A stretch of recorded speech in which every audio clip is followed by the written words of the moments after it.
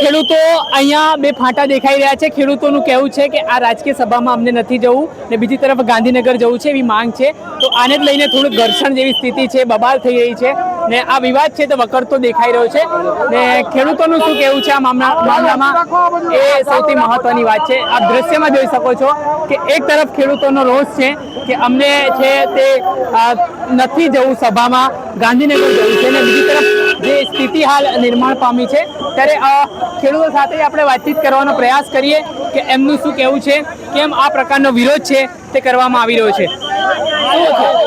શું મામલો છે, કેમ અત્યારે બધું વ્યવસ્થિત ચાલતું હતું ને અચાનક હવે વિવાદ થવા લાગ્યો। હવે એમાં એવું છે કે ખબર પડી કાલનું કાલેદાર રેલી ચાલુ થઈ હતી, પછી આ ષડયંત્ર જ થઈ ગયું એક જાતનું કે આપણે ખેડૂતના ભાગલા પાડી દઈએ અને આંદોલન અડધેથી અટકાવી દઈએ। આ માયલું ચાલતું હતું। જો લઈ જવા હતા અહીંયાથી તૈયાર કર્યા હતા તો ઠેઠ લઈ જવા હતા ને ખેડૂતને અડધા માર્ગે શું કામ મેકી દેવા હતા ખેડૂતને કહેવામાં આવ્યું તમને રેલી એટલે આજથી કોઈ પણ નેતાઓનો ભરોસો કરવો નહીં। પોતાના બળે પોતાના બાવળે ગમ્યા જવાનું। તમે જ્યારે રેલીમાં જોડાયા ત્યારે શું કીધું હતું આગળ? ત્યારે તો એમ કહેતા હતા કે ખેડૂતની રેલી છે ને ખેડૂતને જવાનું છે, ત્યારે કોઈ પક્ષનું કે કઈ હતું જ નહીં। તમારે અડધેથી આ બધું કરી નાખવું છે કે કોંગ્રેસ કિસાન સંઘની રેલી છે ને ફલાણું છે ને ઢોકળું છે એમ। અચ્છા, એટલે તમે કહી રહ્યા છો કે આમાં પોલિટિકલી રંગ આપવામાં? હા, બસ ભાગલા પાડવાના, આ ધંધો કરવાનો એમ। પછી ઉપરથી જે મળી ગયું હોય આ બધાને વિચારી રહ્યા તમે? અમે જો અમારા ખેતરમાં થાંભલા આવતા હોય તો અમે લડશું જ। અમે કયા મેકી નહીં દે, અમે અહીંયા લગી આવ્યા તો વરી નહીં કરશું એ કોઈને। હા, લડી જ લેવાનું છે। સભામાં નથી જવાનું, સભા કરવા આવ્યા છીએ અમે થોડા કઈ। અમે અમારી માગણી માટે સભા તો અમે આજ લગી કરી જ છીએ। 8-10 દિવસ સભા જ થતી હતી। શું થતું હતું? નકરી સભા જ કરે। હા, આટલું અહીંયા ટ્રેક્ટરો લઈને માણસ 300-400 કિલોમીટર થી આવ્યા છે કે 2 દિવસ થી 3 દિવસ થી માણસો આવ્યા છે ભૂખા ને તરસા। અને ઘરે કામ હોય ને ખેડૂતના દીકરા છે એને કામ હોય કે નહીં કાંઈ?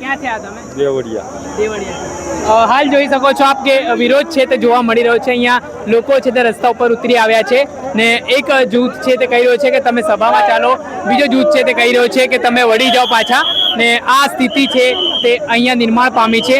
એ દ્રશ્ય હું તમને બતાવી રહ્યો છું ઓગણચના કે જ્યાં આ રેલી છે ત્યાં સભા સ્થળ જ્યાં ત્યાં વિરોધ નોંધવામાં આવી રહ્યો છે ને અહીંયા જે માંગ છે તે જે વીજ થાંભલા છે તેનો વિરોધ શું હતી માંગ, શું વિરોધ અત્યાર સુધી? વીજ પોલની વાત હતી, કોંગ્રેસે એના પોતાના મુદ્દા મૂકી દીધા છે, બાકી માંગ પૂરી કરવામાં આવી નથી। કોંગ્રેસે બધાને ગુરુમાં કરી અને અંદર નાખી દીધા એની સભામાં।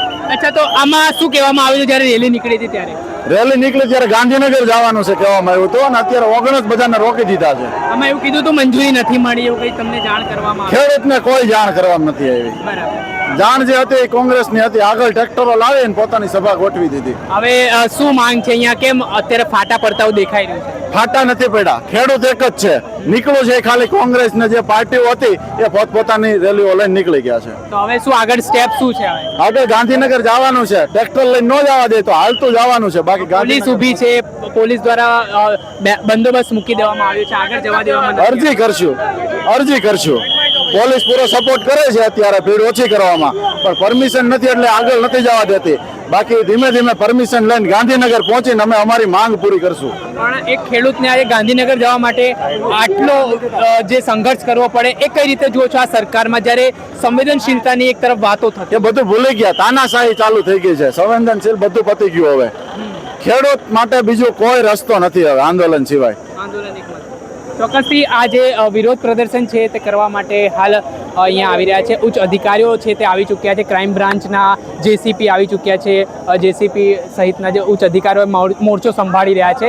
તે જે સ્થિતિ ખેડૂતોના જે ટ્રેક્ટર રેલી યોજાઈ હતી, મોટી સંખ્યામાં ખેડૂતો આમાં જોડાયા હતા, પરંતુ આને હવે રાજકીય રંગ આપવામાં આવી રહ્યો છે, તેના કારણે આ રોષ છે તે ખેડૂતોમાં ભભૂકી ઉઠ્યો છે। પોલીસ દ્વારા ખેડૂતોને સમજાવવામાં આવી રહ્યા છે કે કાયદો હાથમાં લેવામાં ન આવે, શાંતિપૂર્વક રીતે જે તેમની વાત છે તે મૂકવામાં આવે ને આ વિરોધ છે તે હવે ઉગ્ર બનતો દેખાઈ રહ્યો છે। એ બે ફાંટા છે તે ખેડૂતોમાં જોવા મળી રહ્યા છે। એક જૂથ કહી રહ્યો છે કે અમને છે તે કોંગ્રેસની સભામાં નથી જવું, અમને ગાંધીનગર જવું છે। એક જૂથ કહી રહ્યો છે કે અમે આટલા દૂરથી આવ્યા છે તો અમે જ્યાં સુધી આ તમામ બાબતો પૂર્ણ નહીં થાય ત્યાં સુધી અમે છે તે અહીંયા આ જે અમારી સભા નહીં થાય ને અમે સીધા ગાંધીનગર કૂચ કરીશું, ભલે અમે પગપાળા જવું પડે તો અમે પગપાળા જઈશું. એટલે આને લઈને આંદોલન હવે વિખેરાતું હોય તે પ્રકારની સ્થિતિનું પણ નિર્માણ થયું છે. દર્શક મિત્રો, આવા જ વિડીયો જોવા માટે નવજીવન ન્યૂઝ જોતા રહો, લાઈક કરો, શેર કરો.